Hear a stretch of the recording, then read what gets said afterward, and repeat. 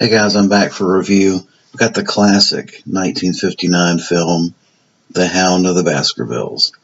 This is an Arrow release. It's a wonderful release. If you're a Hammer fan of any magnitude at all, I believe you got to have this release. The Hound of the Baskervilles was a story written by Sir Arthur Conan Doyle, and it's been adapted based on the Sherlock Holmes character, and it's been adapted to film and TV like 20 sometimes. Most notably, I guess, Basil Rathbone in 1939 playing Sherlock Holmes, and Nigel Bruce playing his little bumbling compatriot Watson. But I think this version that Hammer did in 1959, just when Christopher Lee and Peter Cushing were kind of becoming their genesis as a partnership, is the best version of this story. And it's a shame Hammer didn't do other Holmes stories, but apparently it wasn't for lack of restrictions or copyright. It was just simply a fact that Hammer's storyline and their kind of their gothic feel that they were trying to give their films, a lot of the storylines of Arthur Conan Doyle and the Sherlock Holmes stories really didn't adapt itself well to the gothic settings that Hammer was trying to portray, other than this one. Christopher Lee has an interesting role in this. He's not the bad guy. He's actually a royal. He's part of the royalty, the royal family in this case, that is being, I guess, persecuted. They live in the moors in England, and they have inherited a lot of wealth, and there's some resentment in the villages as a result of that. And Christopher Lee is part of that royal family that's trying to investigate the death of a relative in the moors, supposedly by this demonic dog.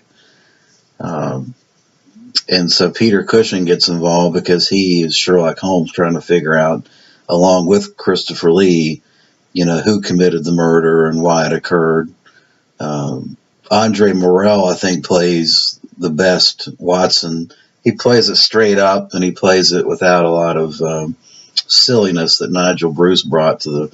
Nigel Bruce kind of was the Bud Abbott to Basil Rathbone's Lou Costello, if you will, or Stan Laurel to Oliver Hardy. They kind of played it for comedic relief, Watson, but Andre Morell played it straight up and serious, and he actually carried the film. Peter Cushing was not in the film all that much from a storyline perspective. He kind of came in at the front end and then at the back end with the solutions and the discovery of what actually is occurring with the murder and the background on the dog. The film gets a lot of, or had gotten a lot of grief, if you will, because of the dog. It's not the most vicious looking dog in the world. And in the discussions and documentary and commentaries, they talk about the fact that the dog was extremely lovable, and it was very difficult to get the dog to act mean. They put this mask on top of it to make it look sinister. I mean, I think that's kind of been blown out of proportion. I mean, I think it's okay. It's in today's environment, you could have done some kind of an elaborate CGI demonic dog, but I think for 1959 it works okay. It's not, the dog is. There's scenes at the end where the dog doesn't appear to be all that vicious looking, but hey, At any rate, Terence Fisher is the director of this, and this is the last of, I think, the 1950s genre films where Hammer was putting out their first tranche of classic films. They got The Horror of Dracula, Curse of Frankenstein, The Mummy, and now this kind of goes with those films as we enter into the 60s and start talking about the sequels for Dracula and Frankenstein, those type of things. This was the last of that dynamic partnership of early films that really kind of set the stage for Hammer's sequel success and franchise success, piggybacking on the Universal films. I think everybody gives a standout performance, and you've got an all-star cast: Andre Morel, Peter Cushing, Christopher Lee. So and of course the direction of Terence Fisher is fantastic. The settings, the Gothic settings, are wonderful in this.